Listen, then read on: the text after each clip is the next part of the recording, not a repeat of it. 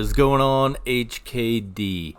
So last time we talked, I was looking for the tap of like $9.80. We hit it. I was a little bit excited whenever we hit it, but we've still continued, as could be expected, into that deeper downtrend just to kind of shake out some last minute people. I'm hoping that's where we are. Measuring the distance between what we have in our pops is somewhere between 65 and 85 bars on the 30-minute candle. So I usually use the 30-minute candle. I just think it's easier to find patterns, to see what's going on, and to use in my trading. So that's what I use. Doesn't mean you have to use it, but that's where we're getting the 65 to 85 bars, is on the 30-minute candles. If you guys are charting it out, kind of keeping an eye on it as well. A lot of bad things happening in U.S. regarding China. I'm not going to lie. It could have an impact on here. I tweeted several weeks ago that this is not probably going to be great for Chinese stocks in an American market. But nonetheless, like I said, I am not in here heavy. I do not have more than I'm willing to lose in case the trend does not follow out. But I'll show you what I'm looking at as far as the trend, just over the 65-85 bar range, taking it from where it pretty much dies down. If we measure it out right off of this, I'd call it the last spike that we had right here. We can pull that down to 85 bars. Let's just go extreme, just in case. That's typically been the most length that's been in between the pops. So we're somewhere around day 64 right now. So we're getting into that range where we're going to hopefully see a pop within, say, from bar 65 to 85. That's about what is that, 10 hours on 30-minute candles. So that could be 2 trading days roughly, maybe. We'll see. Brings you out here to Thursday, end of Thursday. We'll see what after hours pre-market does on HKD. Realistically, look at the channel that we've been in, right? It's honestly, I would call it a bull flag, the way it's been trending on its way down. We get these pops up. I went from candle bodies, and I also went from wicks up here just to kind of keep an eye on it. But generally, consolidation going to come down, might go for a deeper shakeout, and then we'll see that upside move. I don't know how violent it will be. TradingView doesn't pick up all of the pre-market after-hour movement in some of these tickers, so let's just play safe numbers, right? If we're out here around day 85, that brings you down to around $8.08, give or take. This is not anything concrete. This is just going off of trends, patterns, and what we have to work with. I would say if it wants to come down and test the bottom trend line, that's probably where we're looking at as far as to the downside. I would get a little nervous from there if we go for an even deeper shakeout and we go beyond the 85 bar pattern. As far as the breakout goes, I would be really looking for, I know we get these pops, these false senses. I'd be looking for a breakout and hold somewhere above $9.42 or out here to about $9.18. I really want to see one of these wicks actually break out and hold. You can see them on the charts. They wick up very strong right to our pink line up here. So you get your strong wick and quickly sucks back down into the bull flag. This one was a little bit better. Got the quick wick up to the pink line, but could not hold our trend line down here, and the bull flag fell out. So, there are a lot of fake out potentials. Do we know which one's going to run? We don't. That's the bad thing. That's why you're looking for your best entries. If you are playing this safe down here to your lower trend line, it's not financial advice. You guys do what you want to do. Some of you guys want to buy on the way up. Some of you guys want to buy on the way down. If you're buying on the way down, just protect yourself to these lower levels because, like I said, we never know if it's going to go just a little bit lower. But as long as you're down here, you're saving yourself a whole heck of a lot more money waiting for the breakout than if you're buying up here or definitely up here.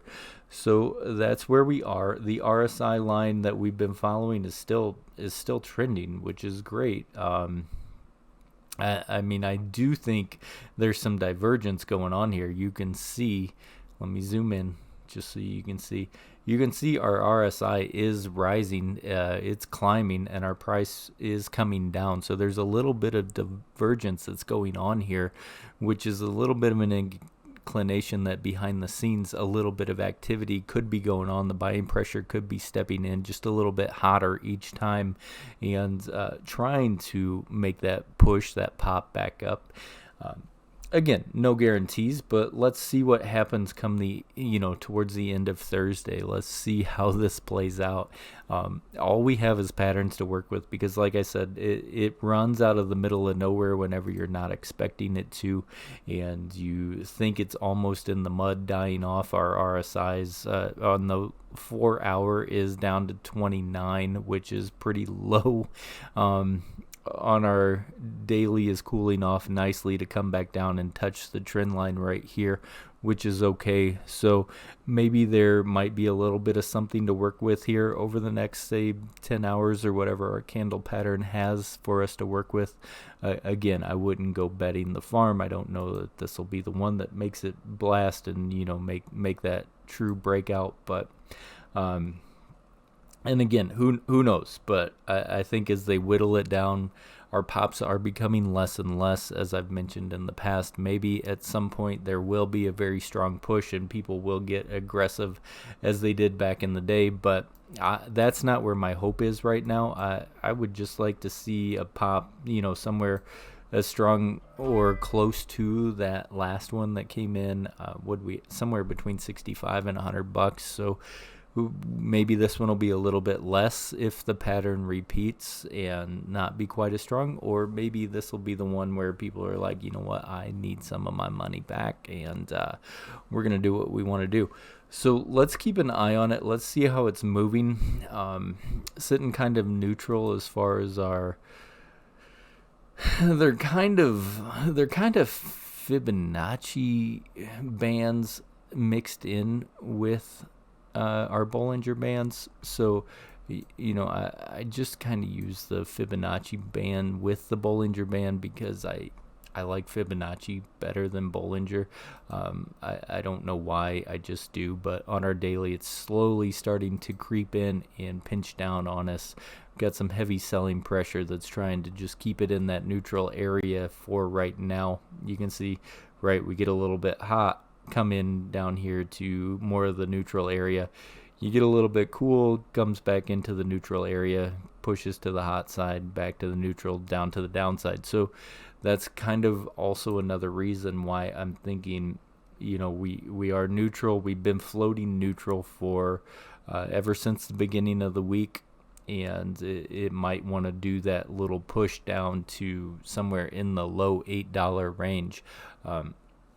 Got to shake out some people, right? Before you go for the ride, you don't want everybody taking that ride. If you're big money that's playing this, you want to shake out some.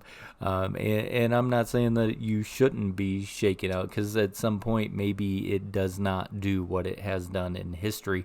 But if if all your peanuts aren't in the same bag, then you're okay. You're just playing for fun. You're like, hey, I've seen this thing do this thing several times in the past, and that's what I'm looking for, is just to see if history can rhyme with itself over some sort of pattern, or if it wants to play out for me. And that's what we're doing with HKD, is just watching our RSI line that you guys have probably drawn up at this point. I'm sure you can draw up this flag here however you want, whether you want to do candle bodies, whether you want to do wicks.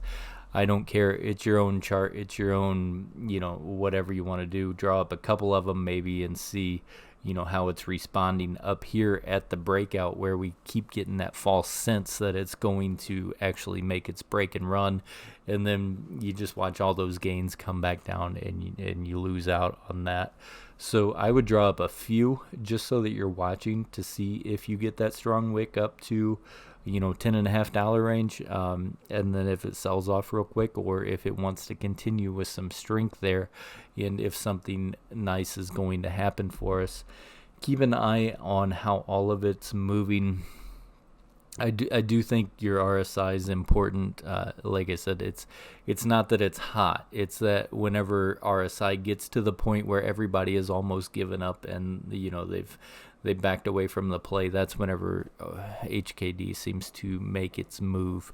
And some people are chasing it. Some people have been here, and some people are still red. I'm sure if you were in from the start, it's a crazy chart, and we just can't make a whole lot of sense of it other than what we have to work with. So work with it. Let's see how it does, and I will catch you guys at some point in the future. As always, stay golden, people, and may your accounts stay green.